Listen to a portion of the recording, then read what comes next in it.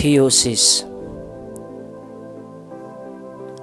आफ्नो महिमा र श्रेष्ठताद्वारा हामीलाई बोलाउनु हुनेलाई हामीले चिनेका हुनाले परमेश्वरको दिव्य शक्तिद्वारा जीवन र भक्तिको निम्ति हामीलाई चाहिने प्रत्येक थोक उहाँले दिनुभएको छ।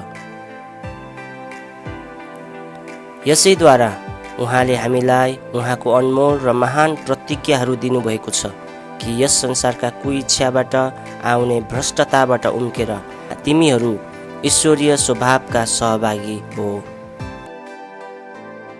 परमेश्वरले मानिसलाई आफ्नै स्वरूपमा सृष्टि गर्नुभयो।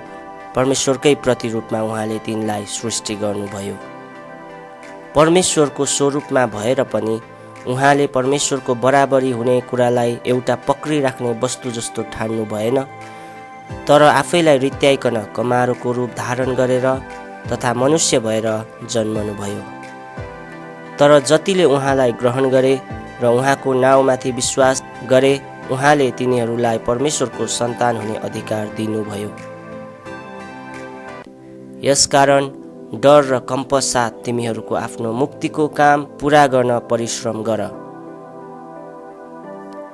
मैले भने तिमीहरू देव हौ र तिमीहरू सबै सर्वोच्चका छोराहरू हौ। प्रिय हो, अहिले हामी परमेश्वरको सन्तान हौ र हामी के हौला सो अहिलेसम्म प्रकट भएको छैन। यति जान्दछौ कि जब उहाँ प्रकट हुनुहुन्छ तब हामी उहाँ जस्तै हुनेछौँ, अनि जस्तो उहाँ पवित्र हुनुहुन्छ उहाँमाथि यो आशा राख्ने हरेक मानिसले आफूलाई पवित्र पार्छ। तिमीहरू पुत्र भएका हुनाले परमेश्वरले आफ्ना पुत्रको आत्मा हाम्रो हृदयमा पठाइदिनु भयो, जसले हे अब्बा पिता भनेर पुकार्नुहुन्छ। यसकारण परमेश्वरद्वारा तिमी अब उपरान्त दास होइन तर पुत्र हौ, र पुत्र हौ भने त उत्तराधिकारी पनि हौ।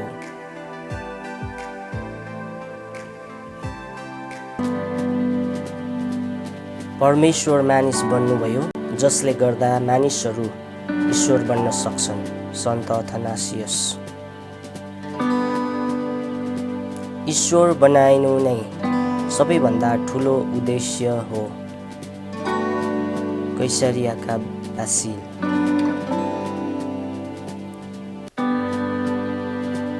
परमेश्वरको वचन मानव बन्नुभयो कि तिमीहरूले त्यो मानवबाट ईश्वर कसरी बन्ने भनी सिक्न सक। अलेक्जेन्ड्रियाका क्लेमेन्ट। परमेश्वरको वचन हाम्रा प्रभु येशू ख्रिस्ट, जो उहाँको अलौकिक प्रेमद्वारा हामी भएझै बन्नुभयो, ताकि हामी उहाँ जो हुनुहुन्छ त्यही बन्न सकेका हौँ। इरेनियस। किनभने उहाँले हामीलाई परमेश्वरको पुत्रहरू हुने शक्ति दिनुभएको छ। यदि हामी उहाँको पुत्रहरू भएका छौँ भने हामी ईश्वरहरू बनाइएका छौँ। सन्त अगस्टिन। परमेश्वरको वचन देह बन्नुभयो ताकि देह वचन बन्न सकुन्। Martin Luther. परमेश्वरको पुत्र मानिसको पुत्र बन्नुभयो ताकि मानिसको पुत्रहरू परमेश्वरको पुत्र बनुन्। C.S. लुइस।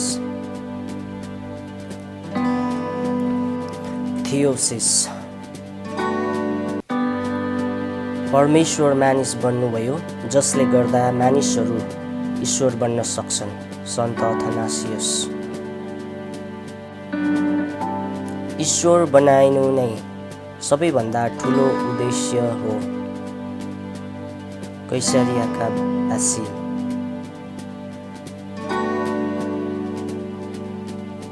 परमेश्वरको वचन मानव बन्नुभयो कि तिमीहरूले त्यो मानवबाट ईश्वर कसरी बन्ने भनी सिक्न सक।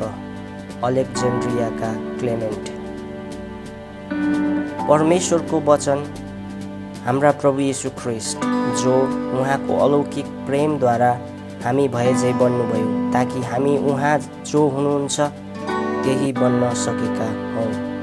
इरेनियस। किनभने उहाँले हामीलाई परमेश्वरको पुत्रहरू हुने शक्ति दिनुभएको छ। यदि हामी उहाँको पुत्रहरू भएका छौँ भने हामी ईश्वरहरू बनाइएका छौँ। सन्त अगस्टिन। परमेश्वरको वचन देह बन्नुभयो ताकि देह वचन बन्न सकुन्। Martin Luther.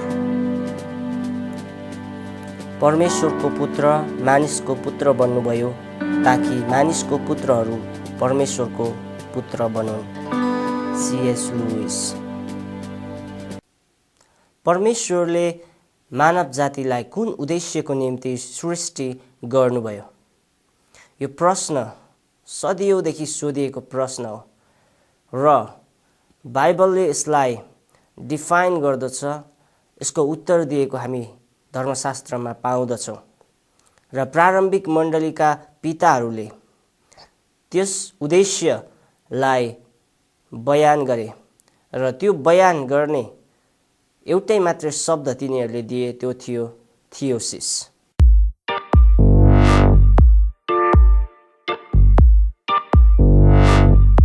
सम्पूर्ण मानव जातिलाई परमेश्वरले एउटै उद्देश्यको निम्ति सृष्टि गर्नुभएको थियो र त्यो थियो थियोसिस।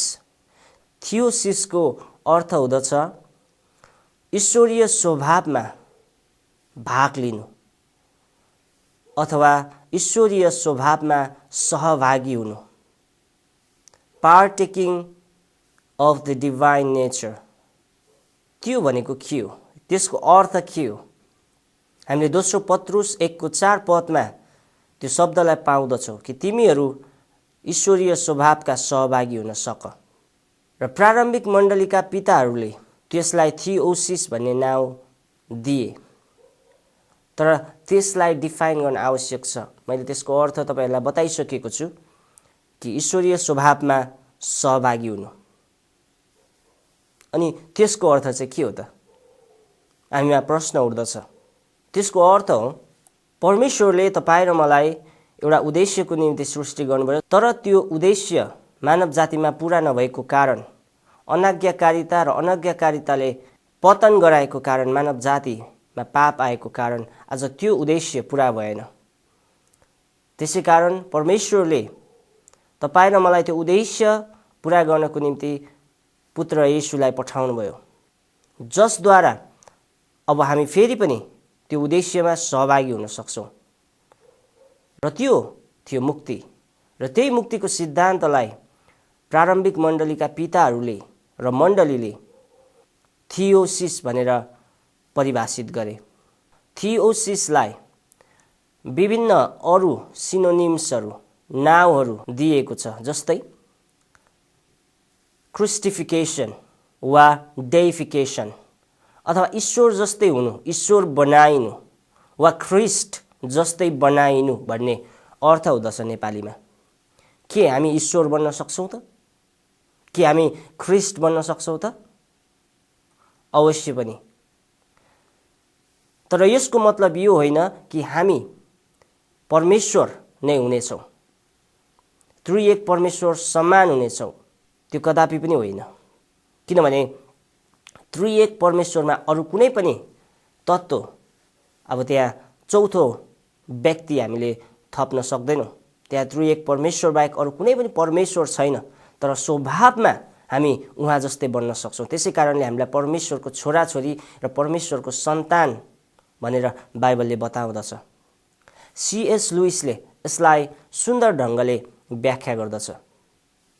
उसले बताउँदछ, उसले उसको किताब गड इन द डग भन्ने बुकमा लेख्दछ, चराले चराकै प्रकारलाई जन्म दिँदछ, गाईले गाईकै प्रकारलाई जन्माउँदछ। त्यसै गरी मानवले मानवकै प्रकार अथवा मानव नै जन्माउँदछ।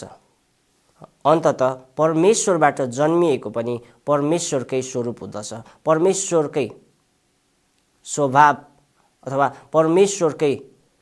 परमेश्वरको रूप नै जन्म दिँदछ। तपाईँ र म जन्मिएका होइन, तपाईँ र म सृष्टि गरिएका थियो, तर परमेश्वरले त्यो उद्देश्य अदनको बगैँचामा नै राखिदिनु भएको थियो कि एक दिन र हाम्रो अनन्तसम्ममा तपाईँ र म उहाँ जस्तै बन्न सकौँ। र त्यो आदम र हव्वामा राखिदिनु भएको जुन उद्देश्य थियो, त्यही उद्देश्य आज ख्रिस्टद्वारा हामी मण्डलीलाई दिएको सौभाग्य हो, ताकि हामी उहाँ जस्तै बन्न सकौँ। Theosis. His divine power has given us everything we need for a godly life through our knowledge of Him who called us by His own glory and goodness. Through this, He has given us His great and precious promises, so that through them you may participate in the divine nature. Continue to work out your salvation with fear and trembling. God created human beings in His own image and His own likeness. I said, "You are gods. You all are sons of the Most High." Yet to all who did receive Him, to those who believed in His name, He gave the right to become children of God, who, being in very nature of God, did not consider equality with God something to be used to His own advantage. Rather, He made Himself nothing by taking the very nature of a servant, being made in human likeness. Dear friends, now we are children of God, and what we will be has not yet been made known, but we shall be like Him, for we shall see Him as He is. Because you are His sons, God sent the Spirit of His Son into our hearts, that Spirit who calls out, "Abba, Father."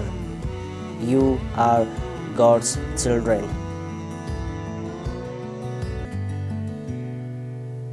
The Word of God, our Lord Jesus Christ, who did through His transcendent love became what we are, that He might bring us to be even what He is Himself. Saint Irenaeus.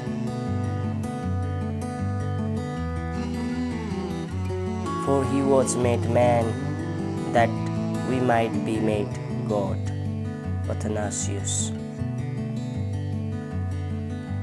Becoming a God is the highest goal of all. Basil.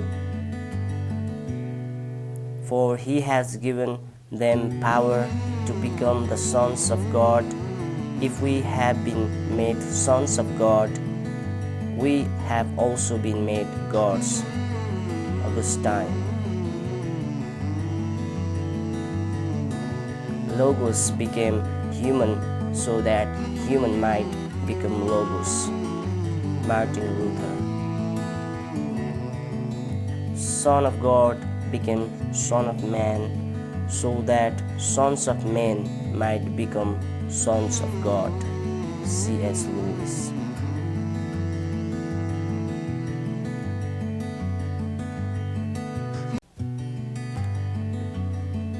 Theosis. The Word of God, our Lord Jesus Christ, who did through His transcendent love became what we are, that He might bring us to be even what He is Himself.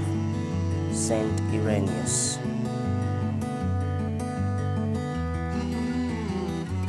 For He was made man, that we might be made God.